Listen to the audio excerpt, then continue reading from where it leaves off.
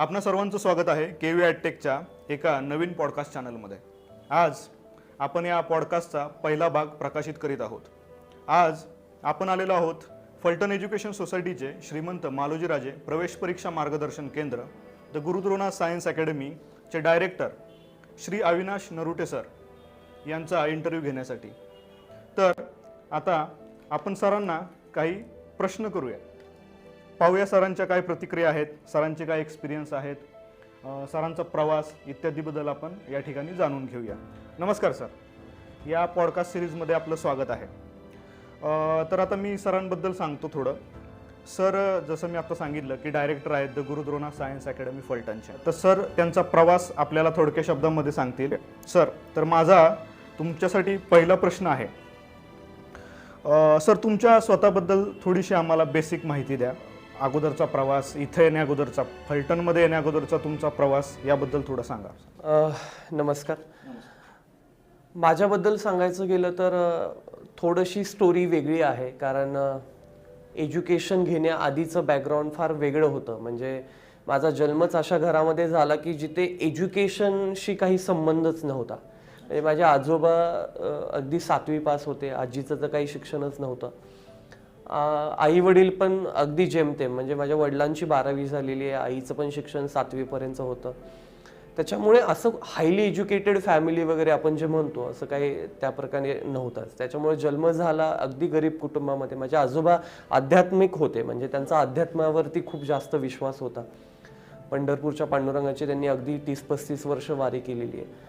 आणि आई वडील पण अगदी नॉर्मल बॅकग्राऊंड, शेती नसल्या कारणानं हातावरची पोट होती। त्याच्यामुळं अगदीच वडील तर टेम्पो ड्रायव्हर होते, त्यामुळं रोज उठणं, कुठल्या तरी एखाद्या गावाला जाणं, त्यांचं काहीतरी काम ते टेम्पो ड्रायव्हरचं करून येणं आणि घर चालवणं, अशी उपजीविका आमची त्यातून होती। त्याच्यामुळे शिक्षणावरती मला अर्थातच भर द्यावा लागला। 10वी पर्यंतचं माझं शिक्षण माळेगाव कारखान्यावरतीच, जे शारदाबाई पवार विद्यालय आहे त्या ठिकाणी माझं झालं। आणि त्यानंतर मग 11वी-12वी मी एका ज्युनियर कॉलेजला तिथेच केलं आणि इंजिनिअरिंग कॉलेजला ॲडमिशन मी घेतलं। सॉफ्टवेअर इंजिनियर म्हणून मी त्या ठिकाणी 4 वर्ष काढले। आणि मग इंजिनिअरिंग झाल्यानंतरचा मग हा माझा एज्युकेशनकडे प्रवास वळाला गेला। सर, माझा पुढचा प्रश्न आहे, तुमच्या घरचं वातावरण कसं आहे? आता तुम्ही ज्या पद्धतीनं या पोस्टवर कार्यरत आहात किंवा ज्या पद्धतीनं तुम्ही काम करत आहात, जसं तुमचं नाव होतं अकॅडमीचं, तुम्ही विद्यार्थ्यांसाठी काम करताय, तर तुमचं घरचं वातावरण आणि तुमचे घरातील संस्कार ज्यामुळे तुम्ही आता घडताय किंवा घडलात, तर त्याबद्दल थोडं सांगा। खरं तर हा प्रश्न खूप महत्त्वाचा आहे, कारण प्रत्येक सेक्टरला एक वेगळं महत्त्व असतं। त्यापैकी एज्युकेशन सेक्टरला जर तुम्ही डेडिकेशन देत असाल, तुम्ही काम करत असाल, तर तुमचं व्हिजन हे तुमच्या माइंडसेटवर डिपेंड असतं। आणि बऱ्याच वेळा माइंडसेट असं असतो की घरच्या बॅकग्राऊंडवरती माइंडसेट ठरले जातात। मग तुमच्या घरचं फॅमिली बॅकग्राऊंड कसं आहे, घरच्यांचे संस्कार तुमच्यावरती कसे आहेत। बऱ्याच वेळा मी स्वतःला मोल्ड करत असताना माझ्या घरच्यांचं इन्स्पिरेशन, माझ्या घरच्यांचं डेडिकेशन, त्यांचे संस्कार मला खूप कामी आले खरं तर। त्याच्यामुळं अगदीच माझ्या आजी आजोबांपासून मी सांगू शकतो, कारण त्याच्या आधीचं मला काही एवढं सांगता येणार नाही, पण आजी आजोबांचे संस्कार माझ्यावर नेहमीच चांगले राहिले। आम्ही सर्व नातवंडांवरती चांगले संस्कार राहिले। तेच संस्कार पुढे माझ्या आईवडिलांनी पण माझ्यावरती घातले। त्याच्यामुळं एक संयमीपणा आणि सगळ्यात महत्त्वाचं म्हणजे कुठल्याही सेक्टरला कमी न मानता त्याच्यात चांगलं डेडिकेशन कसं तुम्हाला देता येईल आणि प्रामाणिकपणे कसं देता येईल, हा एक सल्ला माझ्या आईवडिलांकडून मला नेहमीच मिळत गेला। आणि त्याच्यामुळंच गेले 5-6 वर्षांचं किंवा 7-8 वर्षांचं माझं जे करिअर आहे त्याच्यामध्ये खूप चांगल्या पद्धतीनं मी डेडिकेशन देऊ शकलो। आणि आजही माझ्या घरामध्ये खूप चांगलं वातावरण आहे। माझी जॉईंट फॅमिली आहे, त्याच्यामुळं फॅमिलीतलं वातावरण, बॉन्डिंग खूप छान पद्धतीनं आहे। माझा मोठा भाऊ, त्याची फॅमिली आहे, त्याला 2 मुलं आहेत, माझं स्वतःचं लग्न झालं आहे, मला एक मुलगा आहे। त्याच्यामुळं खूप चांगल्या पद्धतीचं बॉन्डिंग आमच्या फॅमिलीमध्ये आहे। आणि आमची 9-10 जणांची फॅमिली अतिशय चांगल्या गुण्यागोविंदानं त्या ठिकाणी राहते। मला या ठिकाणी जवळपास आपल्या अकॅडमीचा जर आत्ताचा प्रवास बघितला तर ह्या फॅमिलीला मला बाउंड करता का आलं, कारण त्या फॅमिलीमध्ये तसे संस्कार आहेत। त्यामुळे कुठेतरी आपण म्हणतो ना की nurturing from your house is very important. तर आपल्या घरापासूनचं एनरोटिंग खूप महत्त्वाचं असतं आणि तेच कुठेतरी आज ह्या यशाची मला गुरुकिल्ली वाटते। म्हणजे तुमचं फॅमिली कल्चर असेल, जॉईंट फॅमिली, याचा इन्फ्लुएन्स तुमच्यावर आहे। तुम्ही सांगितलं आध्यात्मिक इन्फ्लुएन्स आता आम्हाला पाहायला मिळतोय तुमच्याबद्दल। तुम्ही बेसिकली सर इंजिनियर आहात, तर इंजिनिअरिंगमधील भलं मोठं करिअर सोडून लेक्चरर झालात किंवा शैक्षणिक या फील्डकडे कसं वळलात सर? खरं तर हा प्रश्न जरा थोडासा महत्त्वाचा आहे, कारण करिअरच्या सेक्टरनं मी जिथे करिअरची माझी सुरुवात केली त्याच्यासाठी मला हा प्रश्न खूपच महत्त्वाचा वाटतो. कारण when I was there in engineering first year, त्यावेळेस 2010ची गोष्ट आहे ती. तेव्हापासून मग 4 वर्ष माझे पुढे गेले. 2014ला मी बॅचलर ऑफ इंजिनिअरिंगमधून पासआउट झालो. तेव्हा मात्र मेकॅनिकल इंजिनिअरिंगला खूप मोठा ट्रेंड होता. मेकॅनिकल इंजिनिअरिंग असेल, ENTC इंजिनिअरिंग असेल, अँड मी त्यावेळेस सॉफ्टवेअर इंजिनिअरिंग करत होतो. आणि आत्ताच्या काळात लॉकडाऊनपासून सॉफ्टवेअरला खूप चांगले दिवस आले. तसं पाहायला गेलं तर इंजिनिअरिंग ह्या शब्दाचंच आहे की इंजिनियर कॅन डू एनिथिंग. त्याच्यामुळं तुमचं टेक्निकल फील्ड असू देत किंवा नॉन टेक्निकल फील्ड असू देत, इंजिनिअरिंग हा खूप महत्त्वाचा फॅक्टर आहे. पण मग इंजिनिअरिंगमध्ये करिअर करत असताना स्पेसिफिकली मशीन बरोबर काम येतं. म्हणजे आता माझ्या फील्डबद्दल बोलायला गेलं तरी कम्प्युटरवरती काम येणार, सॉफ्टवेअरशी रिलेटेड काम येणार. पण माझा व्ह्यू जरा वेगळाच होता पहिल्यापासूनच. मग अगदी 10वीमध्ये मी असताना सुद्धा ज्यावेळेस टीचर्स डे होता त्यावेळेस मी स्वतः इंग्लिश विषय घेऊन मी 9वीच्या वर्गावरती त्या ठिकाणी शिकवायला गेलो होतो. सेम 11वीच्या मुलांना पण मी ज्यावेळेस 12वीत होतो त्यावेळेस टीचर्स डेला मी फिजिक्स विषय शिकवला होता. आणि कोइन्सिडेंटली नंतर मी स्वतःचं करिअर फिजिक्समध्येच केलं. तर ही एक कोइन्सिडन्स आहे म्हणावं लागेल. पण एक टीचिंगची क्वालिटी माझ्यात आधीपासूनच होती. त्याच्यामुळं बिईंग ॲज अ इंजिनियर पेक्षा बिईंग ॲज अ टीचर मला जास्त करिअर आवडत होतं, फेवरेबल करिअर होतं. वडिलांची इच्छा इंजिनिअरिंग व्हावं म्हणून मी इंजिनिअरिंगला ॲडमिशन घेतलं होतं. अदरवाईज मला डॉक्टर पण बनण्याची फार त्यावेळेस इच्छा होती Wien I was in a 10th standard. पण फॉर्च्युनेटली म्हणूयात किंवा अनफॉर्च्युनेटली म्हणूयात त्यावेळेसचं इकॉनॉमिकल बॅकग्राऊंड माझं फार पुअर होतं. त्याच्यामुळे मेडिकलला लागणारी फी किंवा मेडिकल सेक्टरला लागणारं जे करिअरला भरमसाठ पैसा तो माझे घरचे त्यावेळेस देऊ शकले नव्हते. त्याच्यामुळे मग कम्पॅरेटिव्हली इंजिनिअरिंग सोपं होतं, कारण मी MHT CETचा स्कोर खूप चांगला करू शकलो. आणि त्याच्यामुळे मग मला इंजिनिअरिंगला इझिली कॅपराऊंड थ्रू पहिलं ॲडमिशन मिळालं. त्याच्यामुळं मग कम्पॅरेटिव्हली इंजिनिअरिंग माझ्यासाठी सोपं ठरलं इकॉनॉमिकल बॅकग्राऊंडला बघता सुद्धा. त्याच्यामुळे इंजिनिअरिंग प्रिफर केलं. बट लेटर ऑन ज्यावेळेस इंजिनिअरिंग व्हायला लागलं त्यावेळेस माझ्या असं लक्षात आलं की इंजिनिअरिंगपेक्षा एक माझ्यातला टीचर मला खूप जास्त महत्त्वाचा वाटतो. त्याच्यामुळं मग मी करिअर टीचिंगकडे करण्याचं ठरवलं.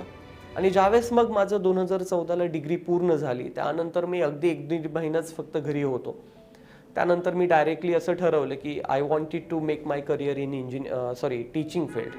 सो मग मी ठरवलं की काय बनू शकतो मी. तर मग मला फिजिक्स हा विषय पहिल्यापासून आवडत होता. मग फिजिक्समधले कॉन्सेप्ट असू देत किंवा एखादा कॉन्सेप्ट कशा पद्धतीनं मांडता येऊ शकतो ह्याच्याबद्दलची कमांड माझी आधीपासूनच होती. आणि त्याच्यामुळं मग मला फिजिक्समध्ये करिअर करू वाटलं. मग माझी सुरुवात टीचिंगमध्ये मी फिजिक्स विषयाला घेऊन करण्याचा निर्णय घेतला. पण 12वीचं फिजिक्स शिकवण्यासाठी मी अगदी 5वीपासूनची सायन्सची पुस्तकं वाचली. म्हणजे 5वी, 6वी, 7वी, 8वी, 9वी, 10वी हा प्रत्येक करिअरच्या टप्प्यावर सायन्स कसं बदलत गेलं. मग त्याच्यामध्ये पुन्हा 8वीपासून फिजिक्स, केमिस्ट्री आणि बायो असे सायन्सचे 3 भाग पडले. त्याच्यात स्पेसिफिकली फिजिक्स काय सांगतो, मग मोशन स्टार्ट कसं झालं किंवा ह्या बारीक बारीक ज्या गोष्टी आहेत फिजिक्समधल्या ह्या मी त्या पुस्तकातून काढून घेतल्या. आणि मग नंतर मी माझे बरेचसे रेफरन्स बुक वगैरे वाचून फिजिक्सबद्दलचं नॉलेज त्या ठिकाणी अपडेट केलं. आणि आज ह्या अकॅडमीमध्ये सुद्धा आजही मी फिजिक्सचं लेक्चर घेतो. आणि ह्या अकॅडमीचा डायरेक्टर म्हणूनच एक ॲडमिनिस्ट्रेटिव्हचा भाग वेगळा, पण तुमच्यातला टीचर म्हणूनचा भाग पूर्ण वेगळा असतो. त्याच्यामुळं बिईंग ॲज अ टीचर माझ्या फिलिंग खूप वेगळ्या असतात आणि being as a administrative feeling खूप वेगळ्या असतात. ह्याच्या दोन्ही भागाचं मी संतुलन राखून आज गेले 1-2 वर्ष झालं मी काम करतोय. असं म्हटलं जातं, educating the mind without educating the heart is not education at all. Philosophical आहे थोडं. सरांवर बहुतेक बऱ्याचशा गोष्टींचा इन्फ्लुएन्स आहे, त्यांनी जसा फॅमिलीचा सांगितला. परंतु सर मला एक प्रश्न तुम्हाला अजून एक विचारायचा आहे. शिक्षण क्षेत्रामध्ये काम करताना मला तुमची प्रेरणा जाणून घ्यायची, तुम्ही कुठून प्रेरित आहात? तसं पाहायला गेलं तर हा प्रश्न माझ्यासाठी खूपच डीप आतमध्ये घेऊन जाणार आहे म्हणावं लागेल. कारण शिक्षण क्षेत्रामध्ये काम करणं ही बाय चॉईस मी केलेलं आहे. म्हणजे बऱ्याच वेळा असं होतं की करिअरमध्ये काम करत असताना तुम्हाला 2 वेगवेगळ्या गोष्टींना सामोरं जावं लागतं. कारण बाय चॉईस जर तुम्ही एखाद्या फील्डमध्ये आला तर it is your personal choice. त्यामुळे you can't blame anyone else, म्हणजे फॅमिली मेंबर्स असतील किंवा अजून कोणी असतील. त्यामुळे आय चूज दिस फील्ड. त्यामुळं इनरमध्ये कुठेतरी माझ्या पहिल्यापासूनच होतं की माझ्यात एक खूप चांगला टीचर आहे. By that time doctor APJ Abdul कलामांनी जे विजन ठेवलं होतं की बाय 2020 इंडिया कुठल्या लेवलला असेल आणि काय, की ते एक स्वतः प्रेसिडेंट असताना देखील त्यांनी एज्युकेशन सेक्टरसाठी आणि रिसर्च सेक्टरसाठी जे डेडिकेशन दिले ते डेडिकेशन आपल्याला कोणालाच विसरता येणार नाहीत. त्याच्यामुळं त्यांचा तो जो अँगल आहे तो अँगल आपल्याला त्यांच्या अग्निपंख पुस्तकातून जाणवता पण येतो, वाचल्यानंतर तो अनुभवता पण येतो. तर त्याचा कुठेतरी इन्फ्लुएन्स माझ्यावर नक्कीच होता. प्लस मी स्वतः श्रीकृष्णाला मानणारा आणि पंढरपूरच्या पांडुरंगांना मानणारा खूप मोठा एक भक्त आहे म्हणावं लागेल. कारण भगवद्गीतेमध्ये सुद्धा ज्या प्रकारे त्यांनी काही गोष्टी मांडलेल्या आहेत आणि श्रीकृष्णानं ज्या पद्धतीनं अर्जुनाला घडवलं त्यांच्या ॲडमिनिस्ट्रेशनमधून, तर हे 2 भाग इन्स्पायर करण्यासारखे होते. त्याच्यामुळं टीचिंग फील्डमधलं नेहमीच काम माझं इन्स्पायरिंग राहिलं आणि मी कधीच माझ्या कामाला काम मानलं नाही. म्हणजे मी एक खूप मोठं इन्स्पिरेशन म्हणून त्याला घेतलं आणि ते इन्स्पिरेशन स्वतःमध्ये इनहेल करून थ्रू आउट माझा जर्नी मी त्या ठिकाणी स्टार्ट केला. त्याच्यामुळं शिक्षण क्षेत्रात प्रेरणा मला पहिल्यापासूनच मिळाली. हे 2 भाग खूप महत्त्वाचे होते. आणि जसं मी मगाशी पण तुम्हाला सांगितलं की एक इंजिनियर असताना टीचिंग करणं का प्रिफर केलं, तर इंजिनिअरिंग जर मी प्रिफर केलं असतं काम करणं तर मला कुठल्या तरी एखाद्या कंपनीमध्ये मशिनरीवर काम करावं लागलं असतं. पण टीचिंग फील्डमध्ये दररोज एका वर्गावरती 50, 60, 100 मुलं, जेवढी मुलं तुमच्या समोर असतील तर तुम्ही दररोज माणूस घडवताय, दररोज एका मुलाला घडवताय, तुम्ही उद्याचा भारत घडवताय. त्याच्यामुळं एका ह्युमन बिईंग बरोबर काम करण्याची मजा वेगळी असते. त्याच्यामुळं टीचिंग फील्डमध्ये काम करणे हे माझ्यासाठी खूप जास्त मी प्रिफरेबल ठेवलं. त्यामुळं तीच एक प्रेरणा, तीच एक उमेद मनामध्ये घेऊन मी या फील्डमध्ये काम करतोय आणि यापुढेही करत राहील. भगवान श्रीकृष्ण जे सबंध विश्वाचे स्वामी आहेत आणि ज्या पद्धतीनं त्यांनी अर्जुनांना ज्या शिक्षा दिल्या त्या सुप्रीम लेवलच्या आहेत आणि त्याचा तुम्ही स्टडी केला, ते ऐकून छान वाटलं. परंतु जसं तुम्ही या शिक्षण क्षेत्रामध्ये जरी आला असाल तरी तिथं कार्य करणं एवढं सोपं नाही. तर मग तुमचं आत्तापर्यंतचं काम, जेव्हापासून तुम्ही आता आम्हाला सांगितलं इंजिनिअरिंग सोडल्यानंतर तुम्ही लेक्चरर म्हणून आलात, म्हणजे तेव्हापासून तुमचा शिक्षण क्षेत्रातील कामाचा अनुभव थोडा सांगा. खरं तर या प्रश्नाचं उत्तर देताना पास्टवरती जरा थोडीशी नजर टाकावी लागेल. मी स्वतः प्रेझेंट आणि फ्युचरवर जास्त फोकस करणारा माणूस आहे. म्हणजे पास्टवरती जर जास्त विचार करत बसलो आणि पाठीमागच्या गोष्टी घेतल्या तर प्रेझेंटला आणि फ्युचरला आपण जस्टिस नाही करू शकत. तरीसुद्धा तुम्ही विचारलेल्या प्रश्नाला मला सांगायला आवडेल की या लेवलला, या खुर्चीवरती येण्याचा प्रवास तितकासा सोपा नव्हता. कारण अगदी सुरुवातीला जर आपण विचार करायला गेलं तर 2014ला मी इंजिनिअरिंग पासआउट झाल्यानंतरचा प्रवास टीचिंग सेक्टरमध्ये जोडला गेला. सुरुवातीपासूनच लेक्चरर होण्याची माझी जी काही इच्छा होती त्याच्यासाठी मी टीचिंग फील्डला चूज केलं होतं. फिजिक्स हा विषय चूज केला होता. त्याच्यामुळे माझ्यातला टीचर मी जागा ठेवण्याचं काम नेहमीच चांगल्या पद्धतीनं केलं आणि हळूहळू मला अपॉर्च्युनिटीज मिळत गेल्या. म्हणजे मी इतकं डेडिकेशन देऊन टीचिंग करायचो की क्लासमधला प्रत्येक मुलं, मग 10 मुलं असू देत, 100 मुलं असू देत, कुठल्याही मुलाची नजर माझ्यावरून कधी हटत नव्हती. आणि त्याच्यामुळं मुलांना माझं लेक्चर फार इन्स्पायरिंग वाटायचं. मग कारण मी कधी पुस्तकाशी रिलेटेड करून त्यांना शिकवलं नाही. नेहमीच एक कॉन्सेप्ट घेऊन शिकवलं मुलांना, एक कॉन्सेप्ट, आणि खूप छान पद्धतीनं. त्यामुळे मी नेहमी मुलांना सांगायचो की आपलं लेक्चर म्हणजे एक पिक्चर असं समजा आणि मीच हिरो आहे, मीच सगळ्या गोष्टी प्ले करणार आहेत आणि त्या पद्धतीनं मी तुम्हाला शिकवणार. मुलांना ते आवडायचं आणि माझी भाषा मुलांच्या भाषेला मॅच करायची. त्याच्यामुळं एक माझ्यातलं खूप चांगला टीचर ॲज अ कलाकार मी मुलांच्या पुढे मांडण्याचा प्रयत्न नेहमीच करायचो. त्याच्यामुळं मग माझा अनुभव वाढत गेला आणि त्याच्यामुळं मला खूप मागणी आली. त्यामुळे अगदी पश्चिम महाराष्ट्रात, अगदी कोल्हापूरपर्यंत जाऊन मी गेस्ट लेक्चर घेतलेले आहेत. इकडे सांगलीला लेक्चर घेतलेले आहेत, सांगोल्यापर्यंत जाऊन त्या ठिकाणी गेस्ट लेक्चर घेतले आहेत, इकडे दौंडपर्यंत जाऊन मी गेस्ट लेक्चर घेतले आहेत, इकडे अगदी भोर, पुणे, इतके चांगल्या चांगल्या मोठ्या मोठ्या इन्स्टिट्यूटमध्ये जाऊन मी स्वतःचे गेस्ट लेक्चर घेतलेत. आणि त्या गेस्ट लेक्चरमुळे मग मला एक खूप चांगला अँगल मिळाला. वेगवेगळ्या लेवलला वेगवेगळ्या मुलांची मेंटॅलिटी कशी असते, तिथल्या भागाची गरज काय असते, तर ह्या गोष्टी मला कळायला लागल्या. आणि त्याच्यामुळे टीचिंग फील्डमध्ये मला मनापासून काम करण्याची त्या ठिकाणी संधी मिळाली. मग प्रवास चालू झाला. प्रवास चालू झाल्यानंतर अगदी पहाटे 5:30-6ला मी घर सोडायचो. आणि रात्री 9-10 वाजले तरी मी घरी येत नसायचो, कारण ट्रॅव्हलिंग करायचो, वेगवेगळ्या ठिकाणी जायचो, मोठं अंतर असायचं आणि त्या ठिकाणी जाऊन गेस्ट लेक्चर घ्यायचे. त्याच्यामुळं तो एक वेगळ्या प्रकारचा अनुभव मला नक्कीच अनुभवायला मिळाला. आणि या सगळ्या गोष्टींचा परिणाम माझ्या करिअरवरती खूप मोठ्या प्रमाणात झाला.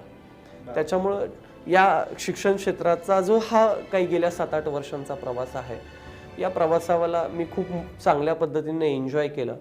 आणि जरी आज मी या चेअरवरती ॲज अ डायरेक्टर बसलेलो असलो तरी माझ्यातला हा टीचर कायम जागा राहील. त्याच्यामुळे मी शेवटपर्यंत शिकवत राहील, एवढंच मी सांगेन.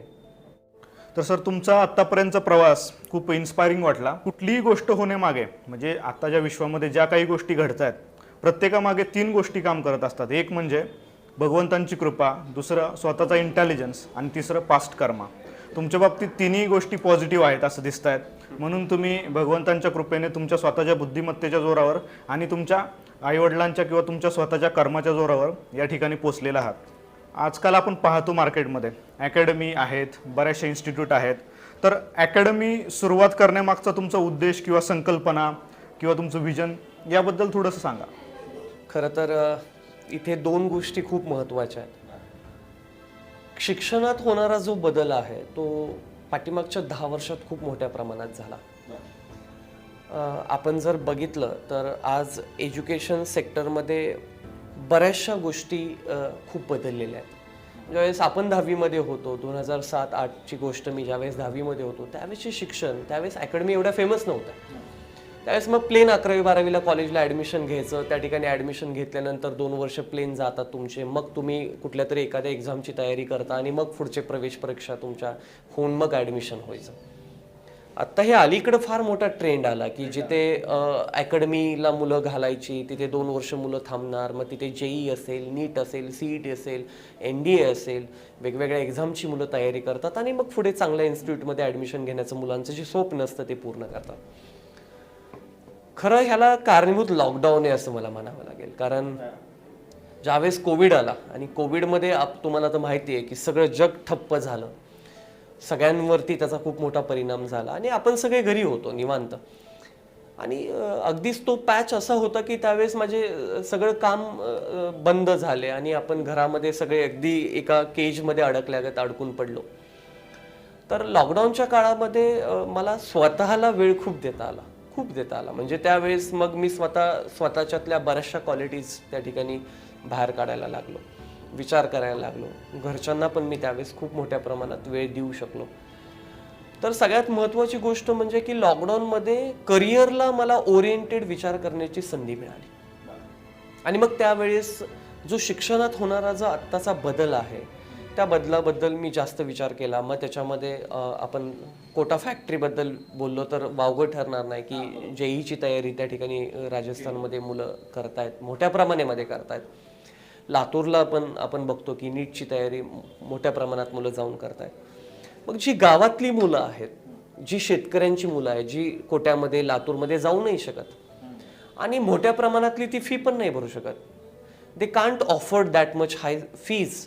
मग अशा वेळी त्या मुलांसाठी काय करता येईल का, ग्रामीण भागातल्या मुलांसाठी काय करता येईल का, असा विचार माझ्या डोक्यात नक्कीच आला होता. आणि तिथूनच मग मी एक डोक्यामध्ये संकल्पना ठेवली की आपण एक असं युनिट चालू करू शकतो भविष्यामध्ये की जिथे ग्रामीण भागातली मुलं, शेतकऱ्यांची मुलं, ज्यांना आपण जस्टिस देऊ शकतो कमी फीमध्ये, अशा मुलांना लातूरला किंवा कोट्याला न जाता एक अकॅडमीचा प्लॅटफॉर्म देऊ शकतो. अशा अँगलनं मी त्या ठिकाणी विचार केला आणि ती सुरुवात करायला मी विचार केला. सुदैवानं मला त्यावेळेस परिस्थितीनं पण साथ दिली.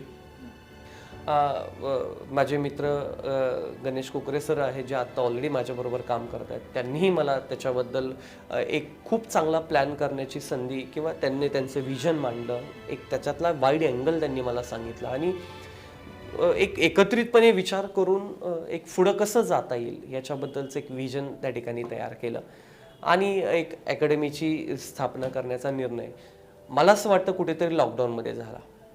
आणि आपण म्हणतो ना की कुठेतरी डेस्टिनी मॅटर करते. If you are destine to do something then your destiny always drag you at that position, at that location. त्यामुळं ते माझ्या नशिबात होतं, डेस्टिनीट होतं, म्हणूनच सगळ्या रोल प्ले तसे घडत गेले आणि आज या दिवसाचं आपण वाट जी बघत होतो ते घडलं.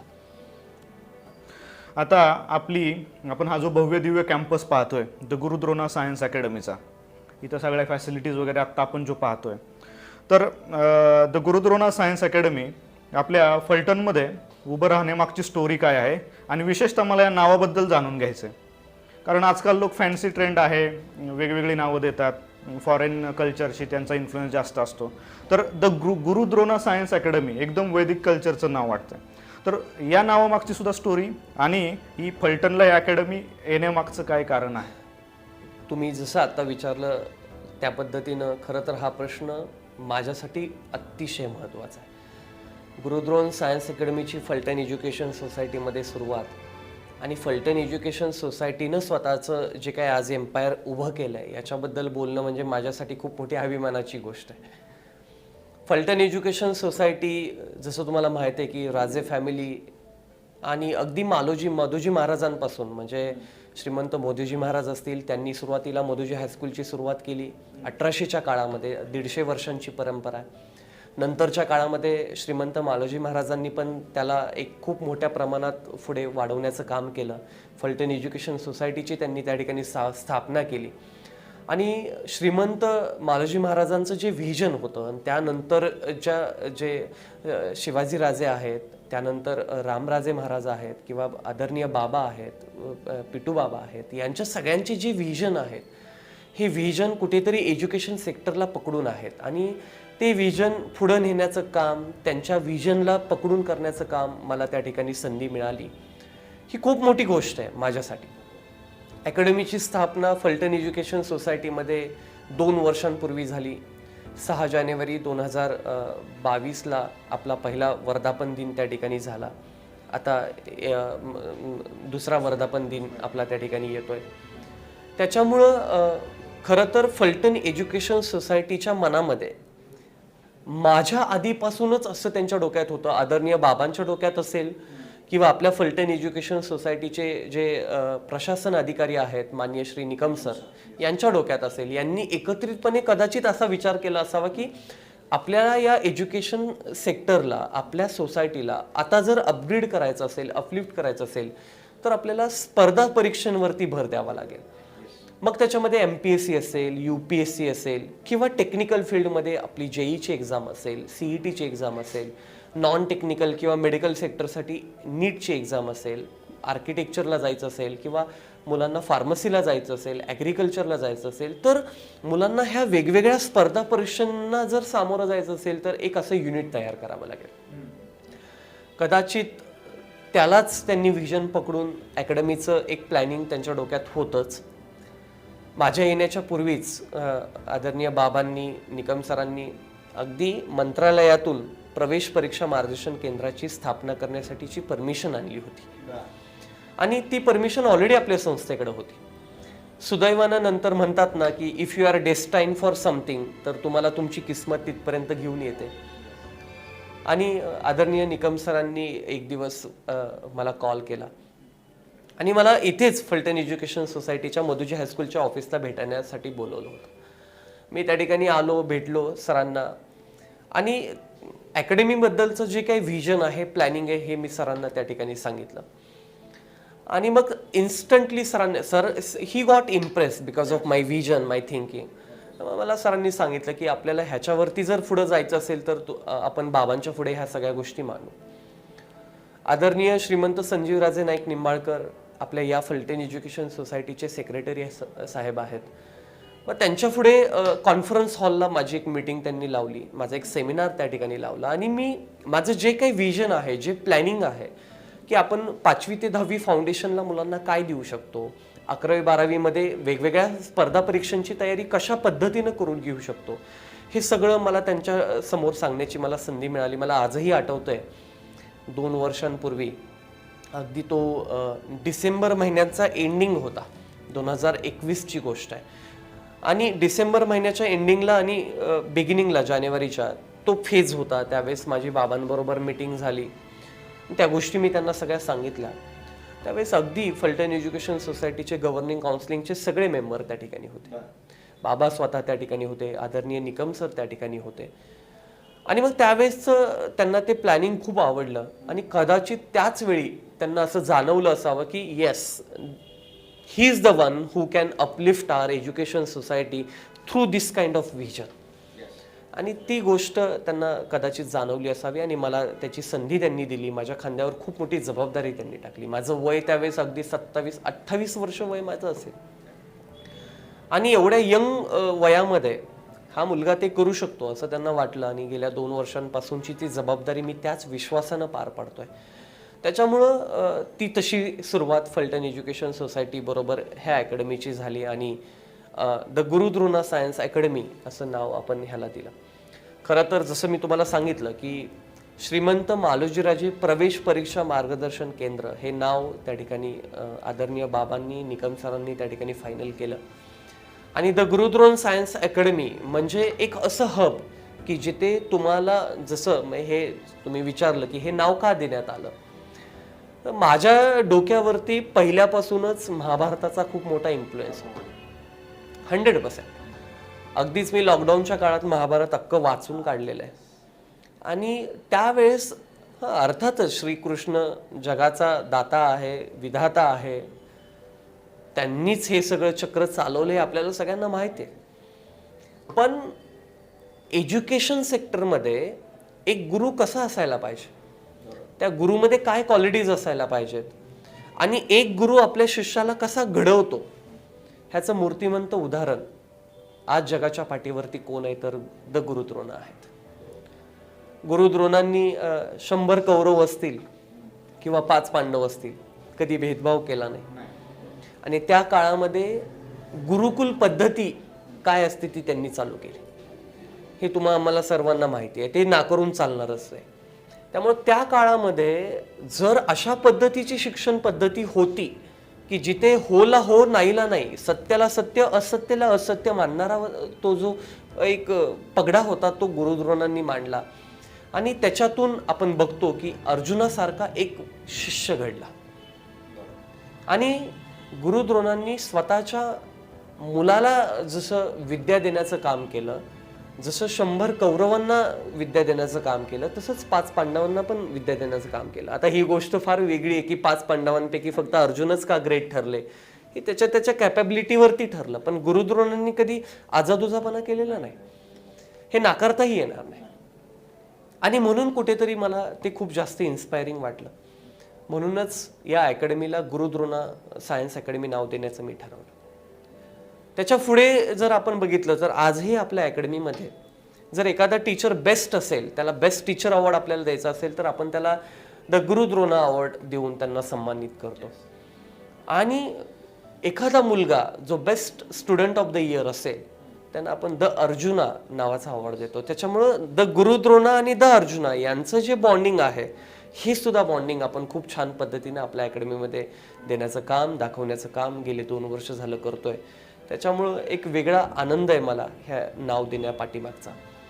त्याच्यामुळं येत्या काळातही गुरुद्रोणांनी जसं त्या पद्धतीनं इनजस्टिस कुणावर न करता सगळ्यांना समान देण्याचं काम केलं, तसं मीही माझ्या सर्व टीमच्या मदतीनं आपल्या सर्व विद्यार्थ्यांना आणि फलटण एज्युकेशन सोसायटीच्या सर्व विद्यार्थ्यांना चांगल्या पद्धतीनं नॉलेज देण्याचं काम करेल, एवढंच मी सांगेन. नक्कीच सर, गुरुद्रोणांबद्दल तुम्ही सांगितलं ते वन ऑफ द ग्रेटेस्ट गुरु होते एंटायर युनिव्हर्सच्या हिस्ट्रीमध्ये, याच्यामध्ये काहीच डाऊट नाही. आणि आपल्या द गुरुद्रोणा सायन्स अकॅडमीमध्ये त्यांच्यासारखेच रती महारथी घडतील याबद्दलही आम्हाला काही डाऊट नाही आहे. तर आता सर मला आता आपली ही अकॅडमी जी आहे, एवढं सगळं तुम्ही उभं केलेलं आहे, त्या अकॅडमीचं व्हिजन आणि तुमचं मिशन काय असेल किंवा तुमचं मिशन काय आहे, आणि त्याचसोबत मला तुमचा भविष्यातील दृष्टिकोन जाणून घ्यायचा आहे. शिक्षण पद्धतीमध्ये अकॅडमीसाठी तुमचं काय भविष्यातील दृष्टिकोन आहे त्याबद्दल सांगा. अगदीच या दोन्ही प्रश्नांची उत्तरं मला द्यायला आवडतील. कारण अकॅडमीचं व्हिजन म्हणाल, मिशन म्हणाल तर त्याच्यात खूप डीपमध्ये जाऊन मला सांगायला आवडेल. कारण ह्या अकॅडमीला स्थापन केल्यानंतर नॅशनल लेवलचे जे इन्स्टिट्यूट आहेत टेक्निकल फील्डमध्ये, मग ज्याच्यामध्ये IIT असेल, IIT असेल, NIT असेल, आयसर सारखं इन्स्टिट्यूट असेल, IISc सारखे इन्स्टिट्यूट असतील, किंवा मेडिकल सेक्टरमध्ये अगदीच MBBS करण्यासाठीचे गव्हर्नमेंट कॉलेजेस असतील, तर अशा कॉलेजेसमध्ये फलटणमधल्या ग्रामीण भागातली मुलं जावीत असा दृष्टिकोन आदरणीय संजीवराजे नाईक निंबाळकर म्हणजेच आदरणीय बाबांचा आहे. म्हणूनच मी तसं सांगितलं की अकॅडमीची स्थापना करण्यामागं त्यांचं व्हिजन आहे. पुढे आपल्या प्रशासन अधिकारी जे निकम सर आहेत त्यांनी मला ह्या गोष्टी ट्रान्सलेट करून सांगितलं की आपल्याला नॅशनल लेवलला मुलं घालवण्याचे प्रयत्न सर करायचे. तर मग माझं व्हिजन आणि मिशन हे कुठेतरी आता एकत्र होत आहे. जसं आपण म्हणतो की तुमची पॅशन आणि फॅशन हे जर एकत्र असेल तर you can be a successful person in your life. त्याच पद्धतीनं एखादं इन्स्टिट्यूट चालवत असताना, एक इन्स्टिट्यूटला पुढे घेऊन जात असताना तुमचं व्हिजन आणि मिशन हे एक असणं गरजेचं आहे. त्याला काम ठेवून असताना आज जर बघितलं तर आपल्या या अकॅडमीचा, या इन्स्टिट्यूटला वेगवेगळे ॲस्पेक्ट आहेत. त्यातला पहिला ॲस्पेक्ट म्हणजे मॅनेजमेंट, जिथे आपली मॅनेजमेंटची बॉडी येते, राजे फॅमिली त्याच्यामध्ये येते, गव्हर्निंग काउन्सिलिंगचे मेंबर त्याच्यामध्ये येतात. दुसरा ॲस्पेक्ट म्हणजे पालक, अर्थातच, कारण आज भारतीय संस्कृतीमध्ये पालक आपल्या मुलांच्या एज्युकेशन सेक्टरमध्ये खूप महत्त्वाचा रोल प्ले करतात. तिसरा ॲस्पेक्ट म्हणजे टीचर्स, जिथे मुलं घडवण्याचं काम गुरु करतो ते फॅकल्टी मेंबर्स येतात. आणि चौथा ॲस्पेक्ट म्हणजे मुलं, स्टुडंट. असे 4 जणांचं कॉम्बिनेशन म्हणजे हे इन्स्टिट्यूट आहे. त्याच्यामुळं हे व्हिजन ठेवत असताना, मिशन ठेवत असताना ह्या चौघांचे मिशन एकत्र आहेत, हे कुठल्या एकट्याचे नाही आहेत. त्याच्यामुळे मग ह्यांचे सगळ्यांचे मिशन्स कुठेतरी एकत्र करून आज फलटणमधल्या ग्रामीण भागातल्या मुलांना चांगल्या इन्स्टिट्यूटमध्ये जाण्याचं काम, नेण्याचं काम आपल्या अकॅडमीतर्फे व्हावं असं व्हिजन मॅनेजमेंटनं पण ठेवलंय, टीचरांना पण ठेवलंय, पालकांना पण ठेवलंय, मुलांना पण ठेवलंय. त्याच्यामुळे हे एकत्रितपणे माझ्यावर खूप मोठी जबाबदारी माझ्या खांद्यावरती आज आहे. ह्याच्याबद्दल काय वावगं म्हणजे ठरणार नाही. याच्यामध्ये सगळ्यात महत्त्वाचा फॅक्टर म्हणजे 5वी ते 10वीचा मुलगा शिकत असताना त्याच्यात फाउंडेशन रुजवणं. कारण ग्रामीण भागातली मुलं आहेत, कम्पॅरेटिव्हली जे मेट्रो सिटीमध्ये मुलं आहेत, पुण्यासारख्या ठिकाणी असतील, मुंबईसारख्या ठिकाणी असतील, बँगलोरसारख्या ठिकाणी असतील, हैदराबादसारख्या ठिकाणी असतील, त्या मुलांच्यावरती इंग्लिशची कमांड खूप जास्त आहे. कम्पॅरेटिव्हली आपली मुलं ती थोडीशी कमी आहेत. म्हणून आपली मुलं चांगल्या लेवलला जाण्याला डिझर्व करत नाहीत का? तर बिलकुल नाही. आपली मुलं त्या ठिकाणी जाण्यासाठी डिझर्विंग आहेत, ती मुलं गेली पण पाहिजेत. आणि म्हणून माझं व्हिजन आज साक्षरता वाढवणं आहे. आणि म्हणून 5वी ते 10वीच्या मुलांना फाउंडेशन देता देता स्पोकन इंग्लिश द्यायचं. म्हणजे त्याच्यामध्ये कसं होणार, आपल्या मुलांचं एक ब्रॉड व्हिजन आपण त्या ठिकाणी तयार करायचं. 5वी ते 10वीचा मुलगा एकदम मराठी बोलतो त्याप्रमाणे फ्लुएंटली इंग्लिश बोलला पाहिजे, हे माझं स्ट्रॉंग व्हिजन आहे. त्याच्या जोडीला CBSE लेवलचं, NCERT लेवलचं, नॅशनल लेवलचं मुलांना फाउंडेशन प्रोव्हाइड करणं. म्हणजे 12वी नंतरच्या ज्या ॲप्टिट्यूड एक्झाम्स आहेत त्याची तयारी आत्तापासून आपली मुलं या ठिकाणी करतायत. सांगायला आवडेल, आत्ता 5वी, 6वी, 7वी, 8वी, 9वी, 10वी सगळ्याच्या सगळ्या वर्गातली माझी मुलं आज स्पोकन इंग्लिशला सामोरी जात आहे. आज आपण त्यांना ते देतोय. रेमेडियल क्लासेस दररोज आपल्या मुलांना आपण देतो. आणि सगळ्यात महत्त्वाचं, दर 15 दिवसातून आपल्या मुलांना आपण ऑनलाईन टेस्ट देतो, ऑफलाईन टेस्ट देतो, जी MCQ ओरिएंटेड असते. त्याच्यामुळं व्हिजन आणि मिशन हे मुलांना कुठेतरी फाउंडेशनच्या लेवलला तयार करण्याचं आहे. जगाच्या पाठीवर जर आपल्या मुलांचा ठसा उमटवायचा असेल तर इंग्रजांनी जाता जाता जी लँग्वेज सोडून आपल्याला गेलेत इंग्लिश, त्याचं प्रभुत्व आपल्या मुलांना देणं गरजेचं आहे. तेही आपण त्या मुलांना देतोय. स्पोकन इंग्लिश मुलांना आपण देतोय. त्याच्यामुळे येत्या काळात 100% आपल्या मुलांना त्या ठिकाणी खूप चांगल्या पद्धतीच्या संधी त्या ठिकाणी मिळणार आहेत.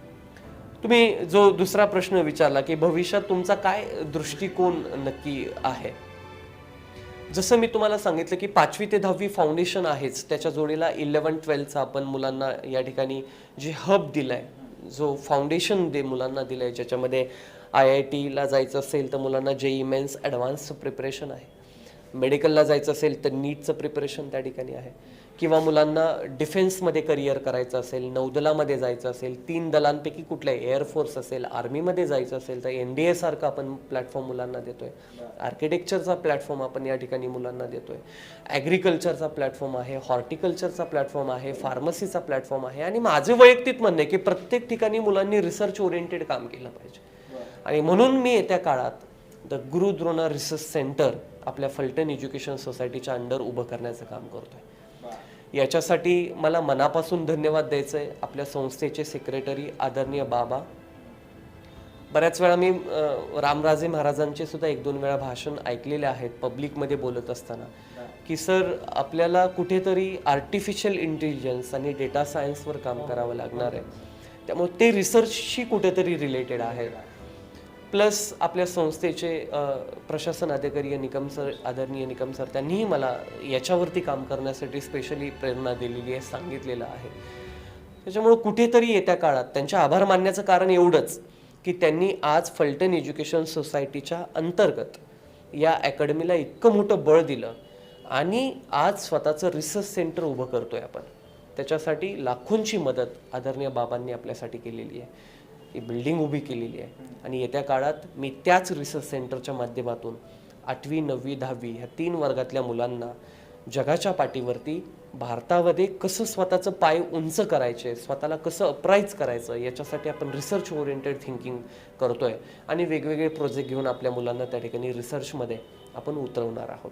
त्याच्यामुळं व्हिजन, मिशन, दृष्टिकोन ह्या सगळ्या गोष्टी मुलांना फाउंडेशन देणं, मुलांना साक्षर व्यवस्थित बनवणं, नॅशनल लेवलच्या इन्स्टिट्यूटमध्ये मुलं आपली गेली पाहिजेत, एवढा एक उद्देश मी माझ्या मनात ठेवला आहे, जो संस्थेनं पण ठेवलेला आहे. आणि हे करत असताना आपल्या मुलांना स्वतःच्या पायावरती उभं जर करायचं असेल तर मुलांचं थिंकिंग इतरांपेक्षा वेगळं बनवलं पाहिजे. आणि म्हणून त्याच्यासाठी आपण रिसर्च ओरिएंटेड थिंकिंग ठेवतोय.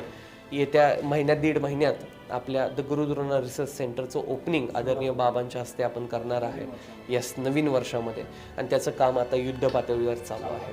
त्याच्यामुळे त्या रिसर्च सेंटरचं सुद्धा ओपनिंग झाल्यानंतर 8वी 9वी 10वीतल्या मुलांना, स्पेशली ग्रामीण भागातल्या मुलांना त्या ठिकाणी रिसर्चमध्ये काम करता येणार आहे. आणि मग तिथूनच आयुकामध्ये जायची संधी असेल, आयसरमध्ये जायची संधी असेल, इस्रोमध्ये जाण्याची संधी असेल, अशा अनेक संधी आपल्या मुलांना या ठिकाणी मिळतील, यात कुठल्या प्रकारची शंका माझ्या मनात नाही आहे. वैज्ञानिक दृष्टिकोन आणि वेगवेगळे जे इनोव्हेटिव्ह फील्ड्स आहेत, तुम्ही जे आता या रिसर्च सेंटरबद्दल भाष्य केलं, माझ्या माहितीप्रमाणे आपल्या भागामध्ये तर असं कुठेही नाही आहे. जर हे आता तुम्ही उभं करत असाल तर खूप मोठी गोष्ट आहे. 21व्या सेंचुरीमध्ये आता तुम्ही सांगितलं सगळीकडे अकॅडमीज वाढत आहेत, इन्स्टिट्यूट वेगवेगळ्या वाढत आहेत, पॅरेंट्स आपल्या मुलांना एक्स्ट्रा एज्युकेशन देण्यासाठी, परीक्षांच्या तयारीसाठी वेगवेगळ्या अकॅडमीजला पाठवतात. आपल्या भागामध्ये बारामती असेल, पुणे असेल, बऱ्याचशा ठिकाणी लोक जातात, SGIला जातात. तर इतक्या सगळ्या ऑप्शन माझ्याकडे उपलब्ध आहेत.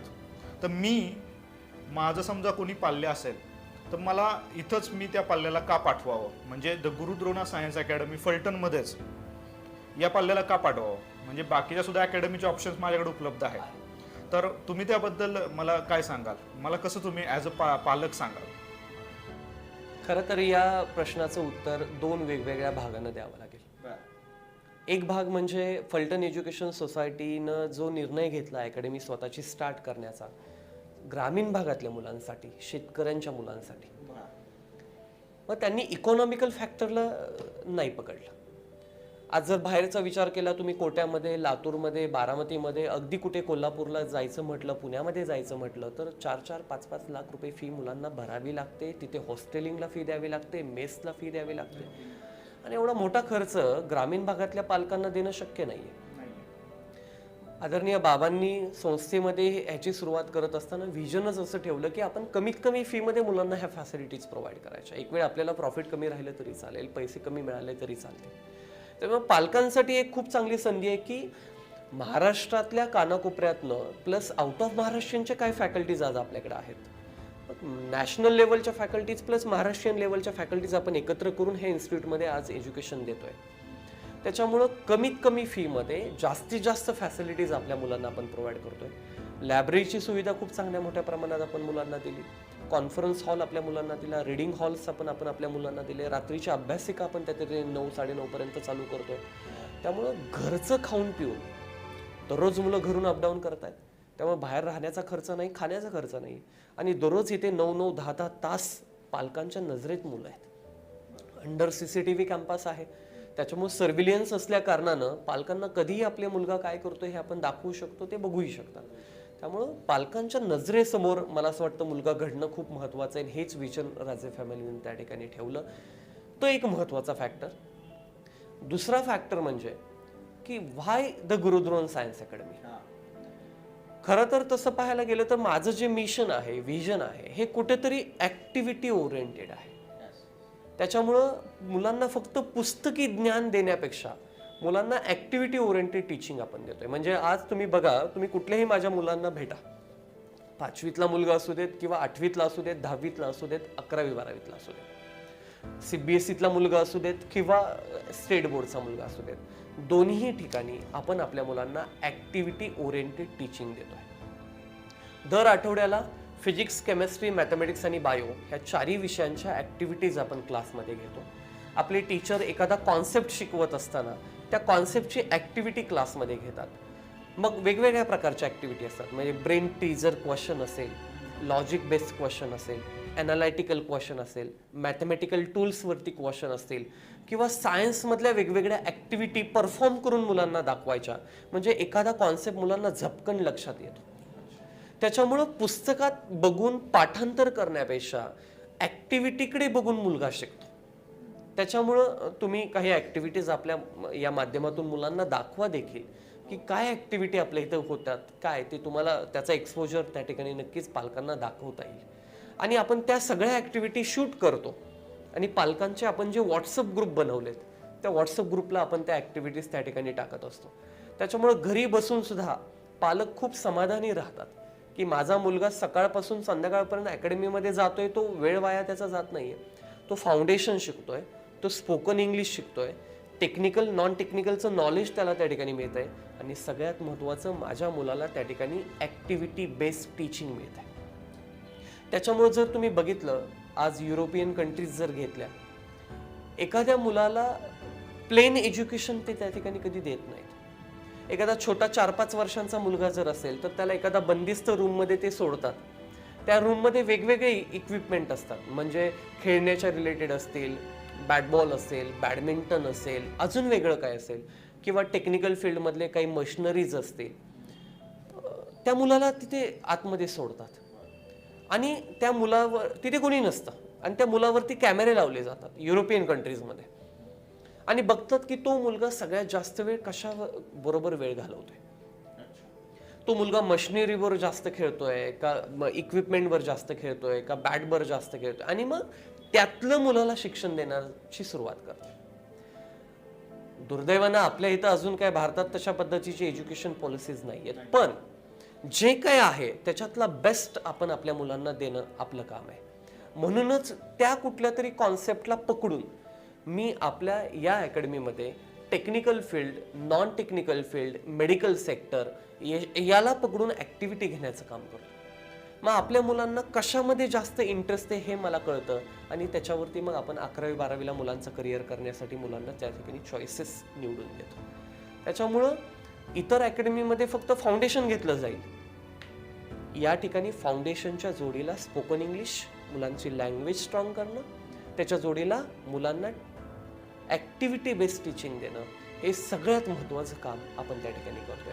त्याच्यामुळे माझ्या इथले सगळेच्या सगळे टीचर्स दर आठवड्याला मुलांच्या ऍक्टिव्हिटी घेतात, आणि त्या पद्धतीनं अगदीच आता माझ्यासमोर एक उदाहरण आहे दाखवायला.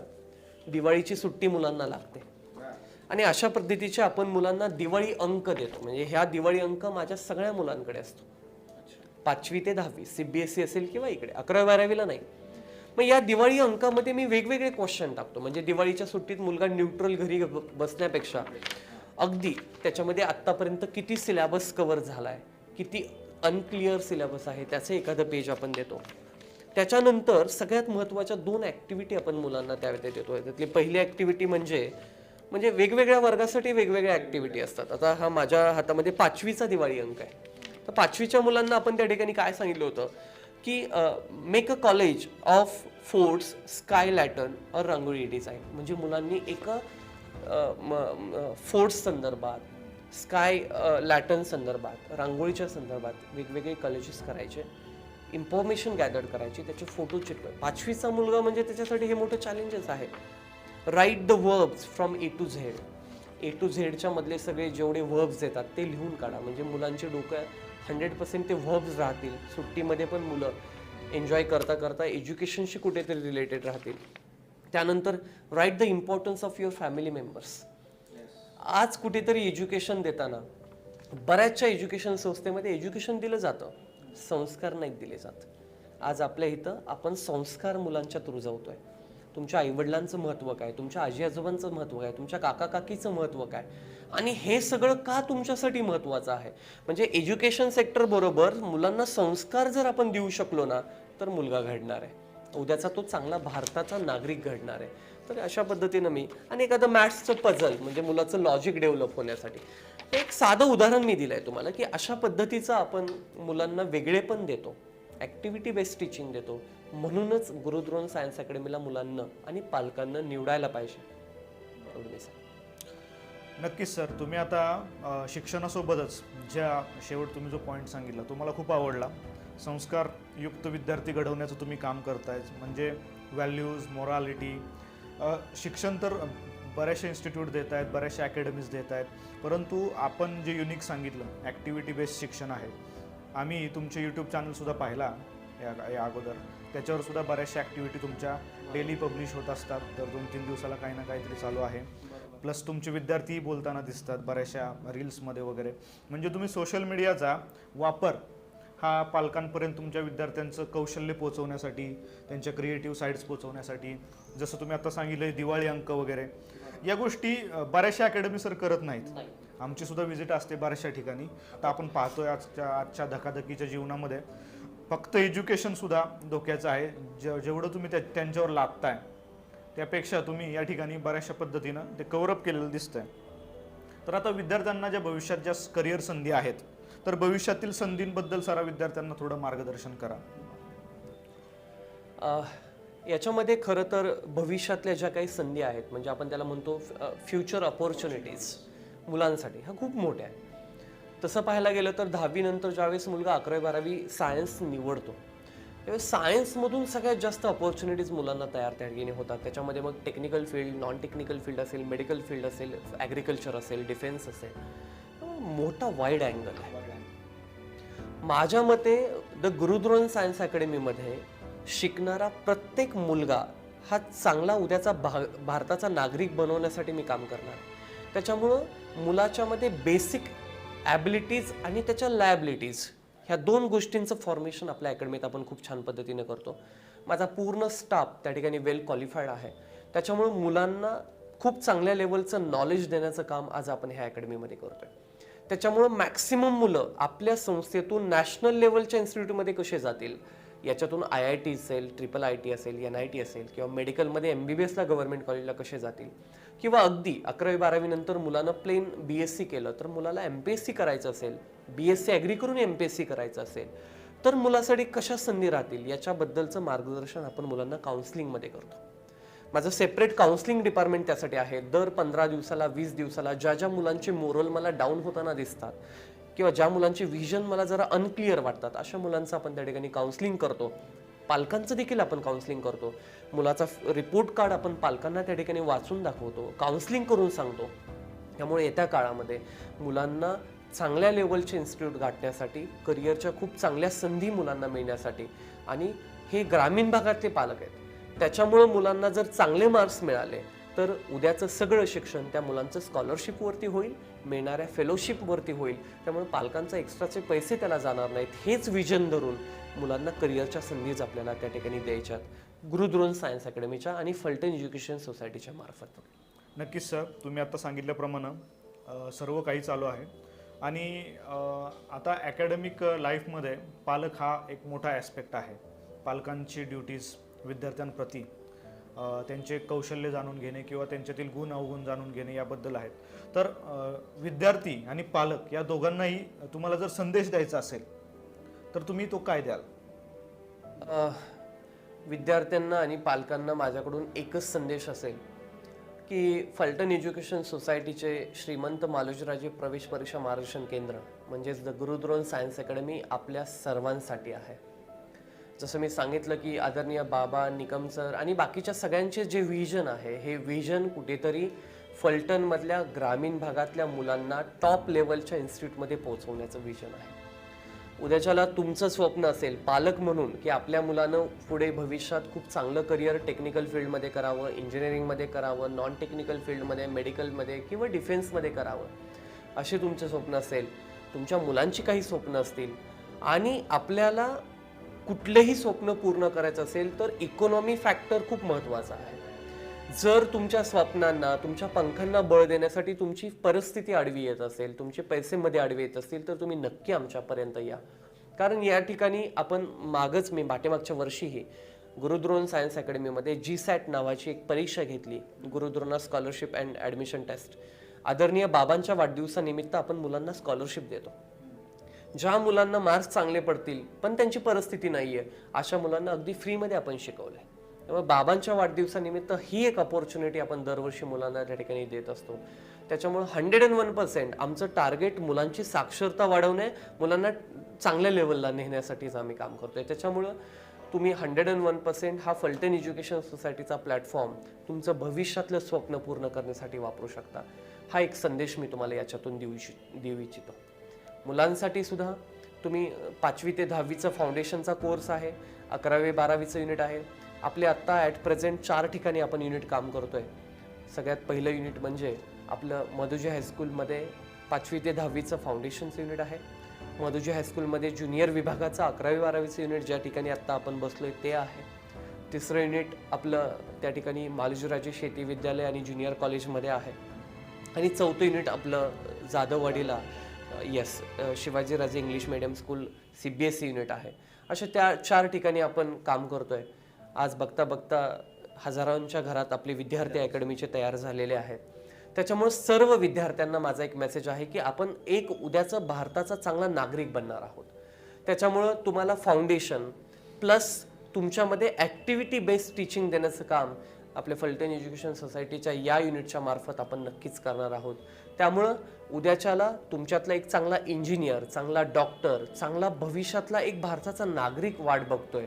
त्याच्यामुळे तुम्ही नक्की इथे येऊन तुम्ही स्वतःचं करिअर खूप चांगलं त्या ठिकाणी करू शकता आणि तुमच्या स्वप्नांना बळ देण्याचं काम हे फलटण एज्युकेशन सोसायटीचं युनिट नक्कीच करेल. हे एवढंच मी तुम्हाला सांगेल. नक्कीच सर, तुम्ही जो वेळात वेळ काढून आम्हाला ही संधी दिली, कारण हे गरजेचंच होतं सर. तुम्ही जे काही एवढं करताय सगळं कार्य, ते लोकांपुढं आणण्यासाठी ही एक चांगली संधी होती. आणि तुम्ही लोकांपुढं ज्या ॲक्टिव्हिटीज करताय तुमच्या अकॅडमीच्या मार्फत विद्यार्थ्यांसाठी, जे भलं मोठं तुम्ही काम करून ठेवलेलं आहे आणि करताही, हे दाखवणं गरजेचंच होतं. त्यासाठी तुम्ही आम्हाला वेळ दिलात, याबद्दल आम्ही तुमचे आभार मानतो. आणि नक्की भविष्यात भेटत राहू आणि तुमच्या सोबत तुमच्या अकॅडमीचं कार्य आम्ही पब्लिश करत राहू. तर परत एकदा तुमचा आभार मानतो आणि या ठिकाणी थांबतो.